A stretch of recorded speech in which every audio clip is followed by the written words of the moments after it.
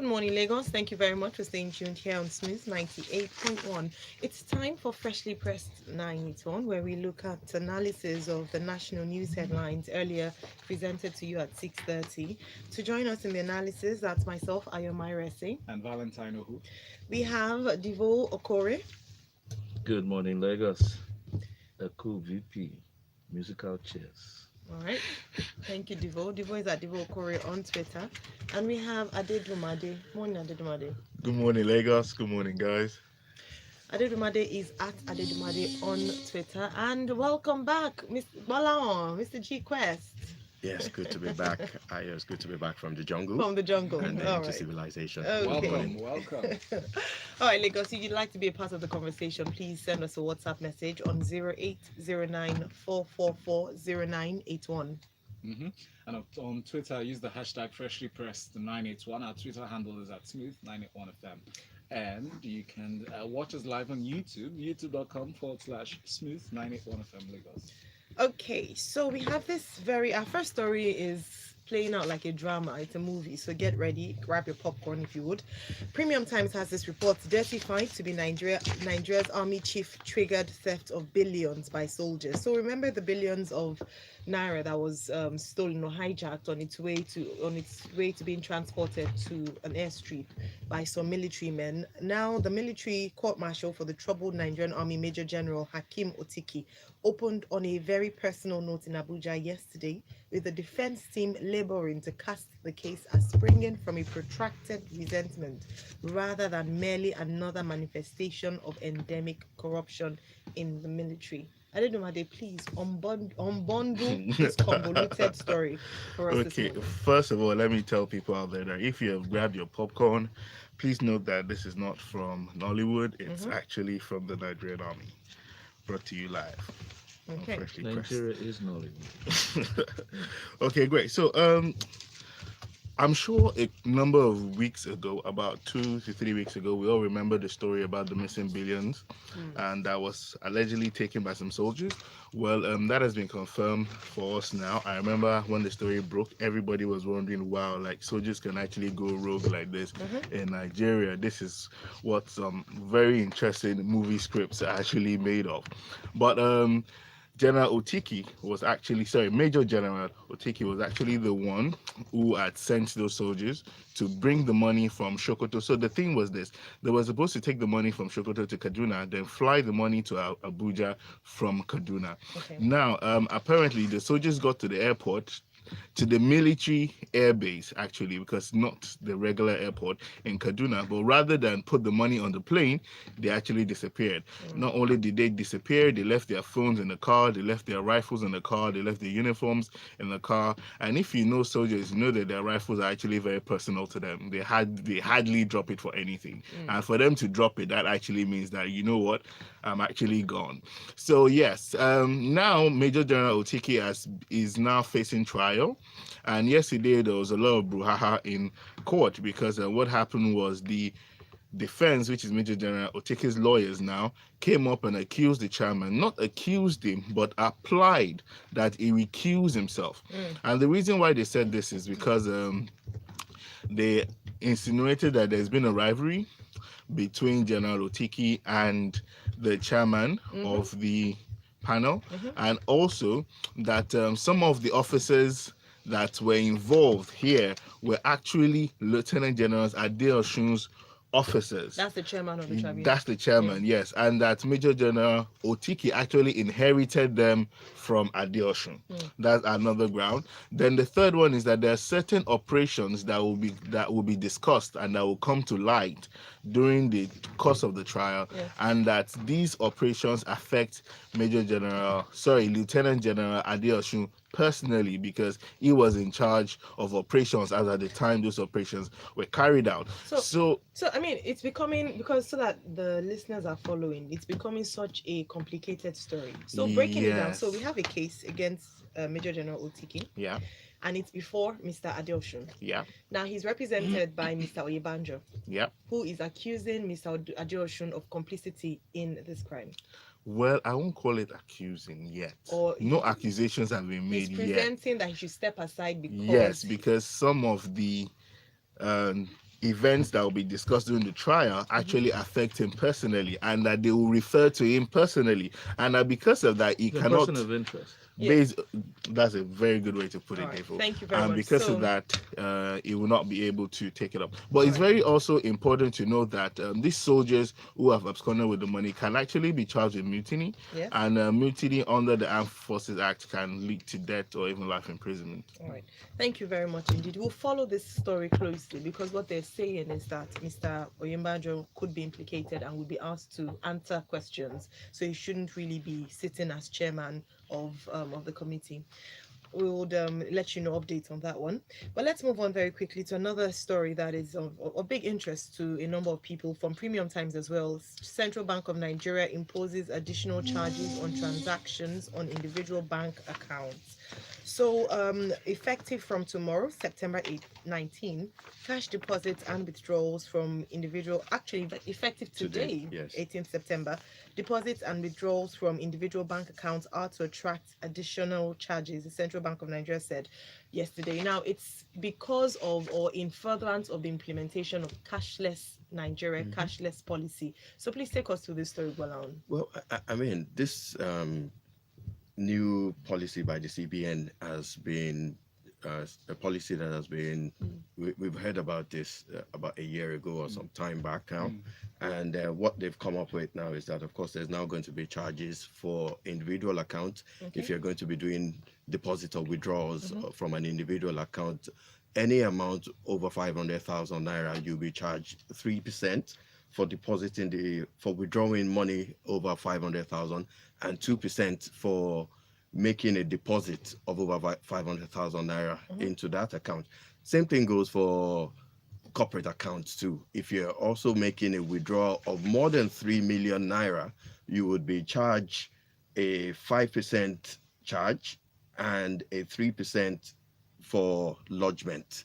So, of course, all of these efforts is in an effort to try and enhance the cashless policy that the federal government and the CBN has been driving for a few years now. I mean, this cashless policy started 3 years ago or so, Yes, and it's all just to encourage people finding other alternatives of transferring money, either by electronic transfers or using any of all the payment merchant solutions that you have. So these policies will be starting. They'll be running this policy as a pilot scheme in a few states to start off with, starting from today, which is Lagos, Ogun, Kano, Abia, Anambra, Rivers State, and also the FCT region. And after that, it will go into full operation from 31st of March 2020. Now, the question that we should be asking is that what has actually led the CBN to implement this policy? Why are we talking about 500,000 naira now? Because it will be good to also see the policies, the research that has gone behind this, which will tell us the number of banks and the number of accounts that you would normally find 500,000 naira deposited into the account. Because of course, if I'm going to go by the statement that was released by the Nigerian Deposit Money Bank, which said that only a select few has more than 500,000 naira in their account. So which means that when we're looking at that from that perspective, then we'll probably be looking at this catchment only just being applicable to a few people and not that many. Are you saying that many Nigerians do not have a balance of about 500,000 naira? Absolutely. I do not necessarily think it's particular to those who have that amount sitting in their accounts. No. I think it's about the transaction. That's what I'm saying. But if you have a lot of accounts, if you have only a select few that only have 500,000 naira in their account, then what are the chances that per transaction you would have 500,000 naira or more being deposited into the account? I'm not saying that the policy isn't a good policy, but what I'm saying is that how effective is this policy, and how many people would we really have in this drive? Now, another aspect of this policy is also the fact that people feel that they are being taxed multiple times on their account. So we have to pay for stamp duty, we have to pay for so many charges, text messages, Yes. and that the burden is quite much. It is. on- It is a bit much, Is but it going to discourage? Because earlier on, when we Yes. talked about this during Business Express, Mhm. a number of people expressed the fact that people will be discouraged from even having, owning bank accounts. And don't forget, we're also trying to reach the unbanked in Nigeria. Will this do more harm than good? I don't think so. It's Okay. actually a lever. It's meant to drive people to use all the other Alternatives. channels of transfer. Remember Absolutely. that it's a cashless policy Yes. instituted by the federal government Yes. to ensure that we reduce our heavily relied upon cash. Now, what the CBN should do in tandem with this policy is to ensure that they improve the Payment electronic channels. transfer Yes. processes, which Absolutely. many people have issues with. Sometimes you go to different centers to pay, and then they tell you the network Platform is is down. down, it reversed. I didn't get a credit alert.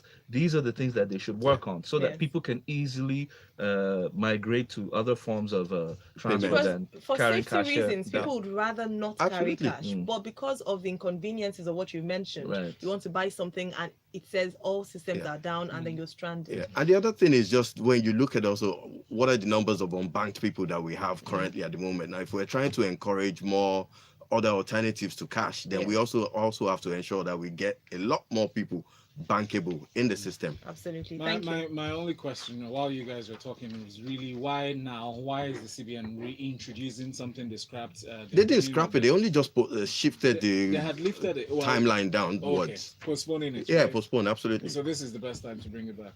There's never a good time for anything in Nigeria. Mino When is it involves asking a money. question. Exactly. So the same CBN reversed the same policy immediately the current government came into power 5 years ago. It doesn't make sense that they're introducing it now. Well, getting very close to the cashless policy implementation, so I guess that's why. Ojo says, little wonder our army are losing to Boko Haram. Corruption has eaten deep into the army that most of us wish the crisis to continue so that their conduit pipe of rigging the nation continues, right? Thank you, Ihani. We get your points. Rotu says Gbolahan is the best person to analyze CBN bank charges because he deposits and withdraws 5 million naira regularly. Is that true, Gbolahan? Hey, this agenda. This agenda. This is a Buhari. Alright, let's move on to our next story. Road crashes. Federal Road Safety Corps bans Dangote trucks from night haulage from New Telegraph. Diva, I'll come to you for this. No, that's not me. ECOWAS. Oh, you have ECOWAS. Which one? Oh, jeez. Yes. All right, then. Diva, Sorry, it's go you. You read Don't the deny website. your Which one? story, Don't run Diva. away from the accident. All right. So Let's talk the about FRSC has banned haulage trucks belonging to Dangote Group from or do you want a minute? I'll move on to another story and give you a minute. Okay. All right, let's go on to Buhari disbands Obono-Obla panel, transfers duties to Malami from the Punch newspaper. We have reports here that following reports of corruption, Buhari has asked called for the immediate suspension of the chair, Mr. Obono-Obla. Could you please take us through this story, Adedunmade? Yeah, so generally, following the crisis that arose from a series of petitions from lawyers, concerned public members, and public officers alleging abuse of office, intimidation, unauthorized malicious investigation, financial impropriety, administrative misconduct, and forgery or falsification of records by the chairman of the SPIP, Chief Obono-Obla, the president directed that he be suspended from office and also instructed the ICPC to conclude its investigation on the chairman. Now, I want to believe that why the SPIP was disbanded was because, of course, the chairman had been should I say, cited for corrupt practices. And of course, whatever fruit comes out from that tree cannot really be trusted. So I'm sure that's why the president decided to shut them down. Okay. I want to see if the president is going to reinstitute another panel like they did recently. And of course, it's also worthy of note that this SPIP was constituted by the vice president. Yes. Professor Yemi Oshibajo back in 2017. So I'd like to see if the president is going to replace it the way he replaced another similar committee that the vice president had set up or was in charge of in the last 24 hours. So that's very important. But something else I'd like to see the president do is that other officials in his government that have been cited as corrupt or that allegations of corruptions have been put against, I would like him to also have them step down so that investigations could be concluded. All right. Some of them are ministers, some of them are not ministers and have other portfolios, but that's very important because when you're fighting corruption, you can't only say that you're fighting corruption, it has to be seen that you're fighting corruption truthfully. Thank you very To much. answer your question, Adedunmade, consequent to the dissolution of the SPIP, that's the Special Presidential Investigation Panel for Recovery of Public Funds, the The Attorney of the General Federation was, and, one second please, and Minister of Justice, Abubakar Malami, they've been directed to immediately take over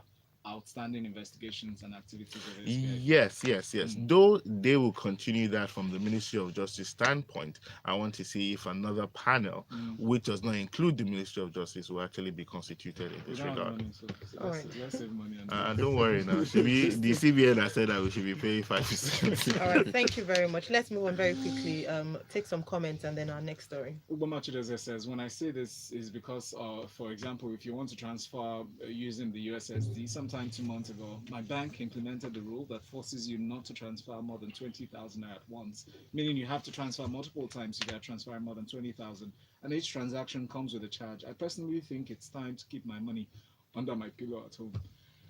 This next one here talks about the CBN one as well. Bello from First Stack, he says CBN should introduce incentives to the masses rather than for the banks to promote cashless policy. Bank charges are already a burden to us. Very important. I remember Rotus mentioned this morning about possibly them giving you an incentive when you don't transfer or when you don't withdraw cash. Wouldn't that be more of an incentive? Yes, which is why some people hedged against when FRS hinted that they would be charging people, they would raise in a charge for those who make online transactions. We're trying, if you want the cashless policy to work, you need to create as much incentive for every other channel, especially the electronic channels, and ensure they work. Yes. That's right.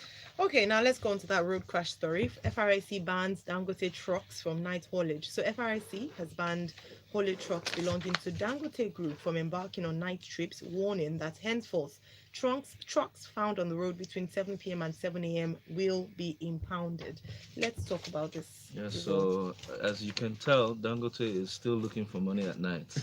Well, the truth is, this is actually a demonstration of a federal regulator working with a private sector operator, which is Dangote, to see how they can find a lasting solution to some of the challenges that they've been facing.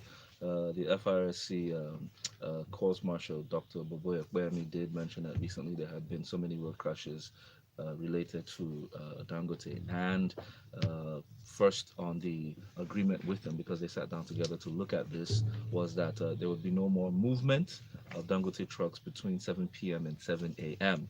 And then Dangote should, the company should look at the recruitment process to ensure that the drivers are certified, they're of age, and that they retire at the right time, and that strict adherence to the entry qualifications. And then the issue of that they should be trained thoroughly to ensure that they act rightly. Now, it's a good move, but I kind of question this 7 p.m. to 7 a.m. Strategy.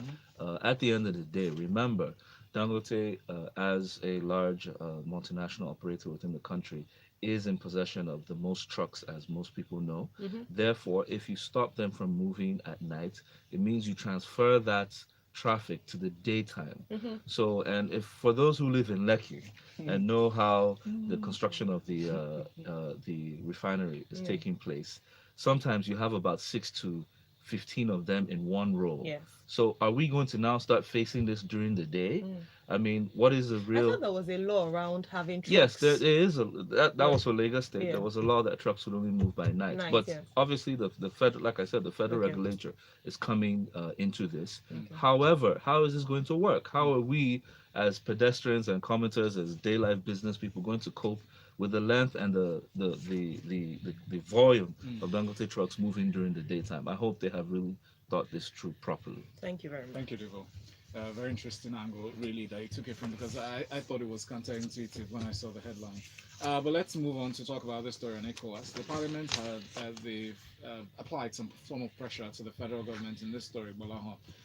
In a statement at the opening of the second extraordinary session of the ECOWAS Parliament in Monrovia, Cisse Lo, who is the Speaker of the Parliament, Mustafa Cisse Lo, He's urging the federal government to find a permanent solution to the challenge of smuggling rather than closing its borders to provide a lasting solution to the trade issues that is being experienced by this move.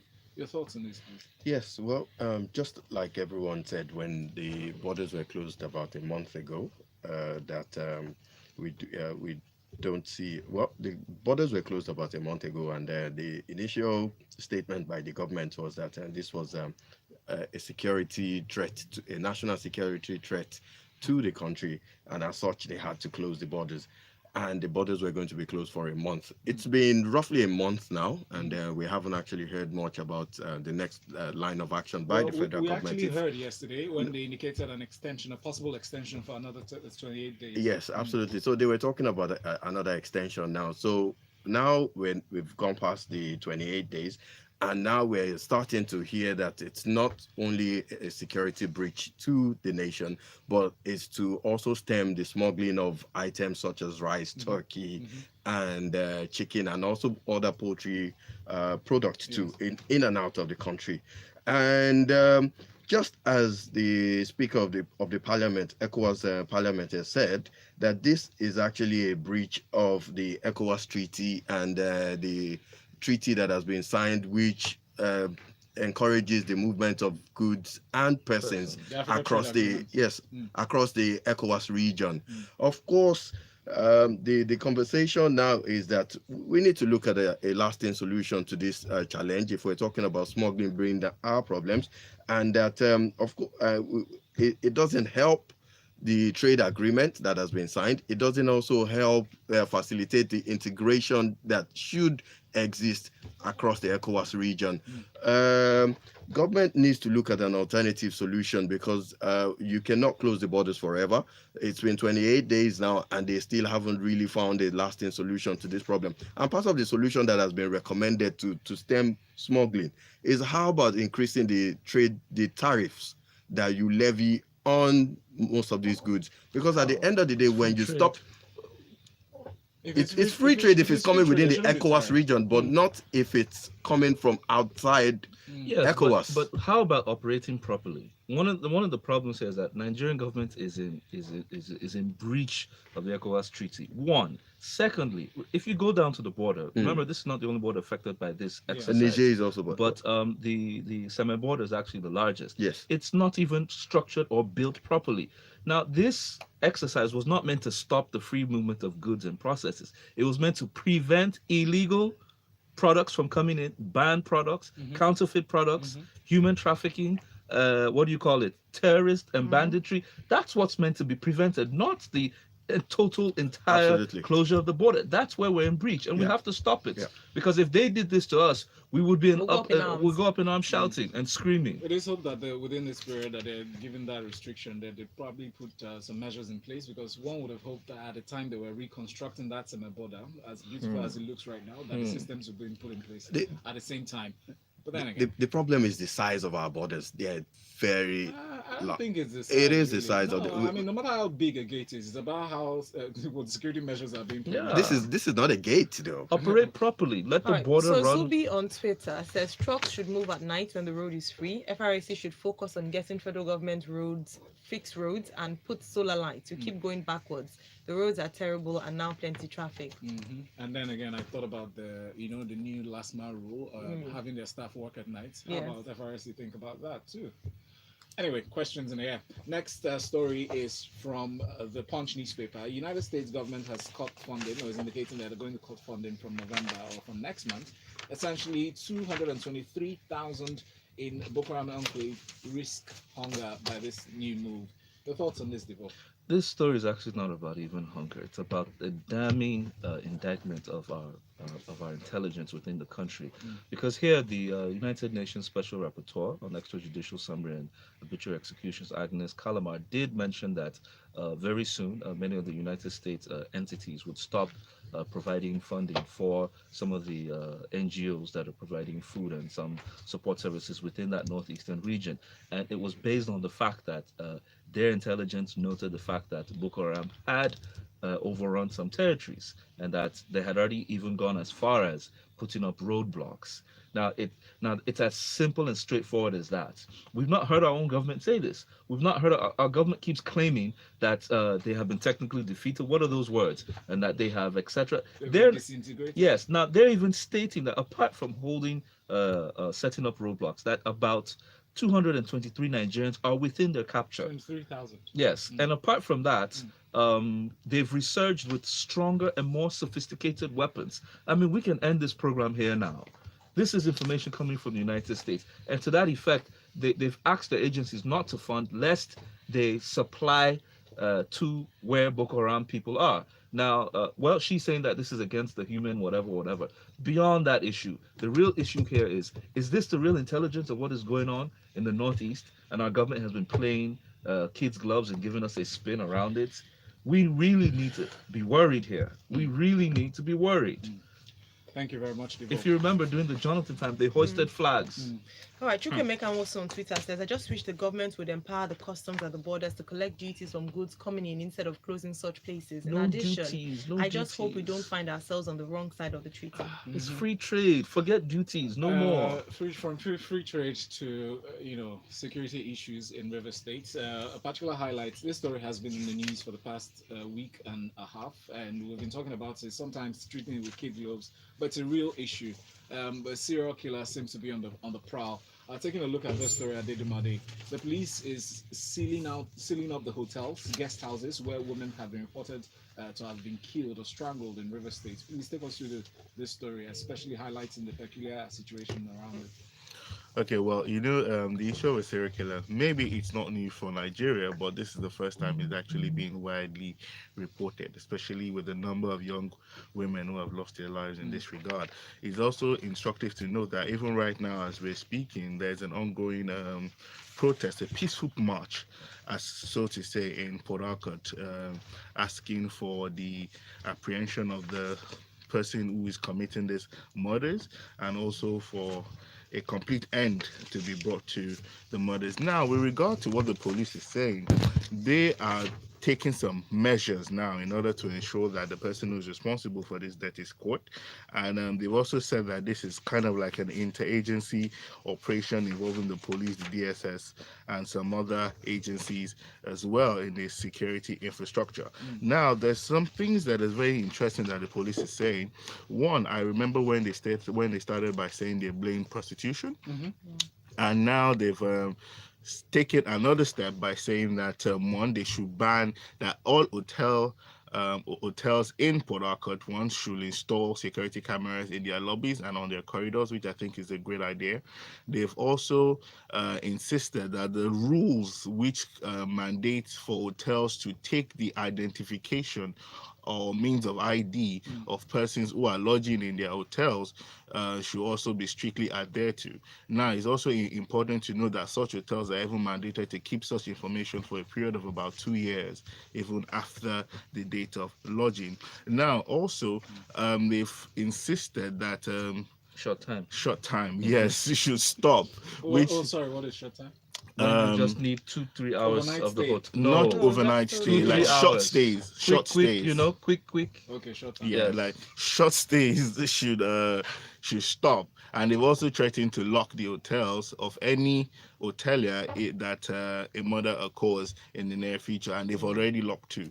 Now, they've also stated that the girls were drugged before they were killed, and because if they were not drugged, they would not have been able to, if they were not drugged, the girls would have raised an alarm at that time. But I have a little bit of problems with this, because one, when you say that they've been drugged, at least I believe that there should be a test done by a coroner to find out what drug was used, so that can be traced. Excuse me, but analyzing how they died, that could lead to a result, right? Capturing the culprit. But how does that address the issue? First of all, it would be believed to be standard practice for any hotelier or anybody in hospitality business to identify people who are residents or who their clients are, right? Yeah. So, I mean, the hospitality business, as with every other business in Nigeria or any country, has a regulatory body. I mean, shouldn't the right questions be asked? I think the police should wake up and start being lazy. This is not an issue about prostitution. Find the serial killer and bring him to book. No, now they're doing their job in trying to find the serial What killer. is all this issue about prostitution? It has nothing to do with prostitution. No. They have moved beyond the prostitution thing now. What they're saying now is this, that they need the hotels to have proper infrastructure, because if there were cameras there, then they would have been able to apprehend this person. This one of CCTV cameras, where it was given a weeks ago. Yes, Emeka from Amowo agrees. He says, I think there should be a standard level of security every hotel in the country must have if they must function. Without functional CCTV cameras, that hotel should be closed down and charged huge fines. Whoever that serial killer is must have been smart enough to use hotels without CCTV cameras. That is not the case here. Hotels can still exist without CCTVs. However, this is a one-off. If you have a serial killer on the loose, please get him. It's not a one-off, actually. Thank you very much. 8 girls so far.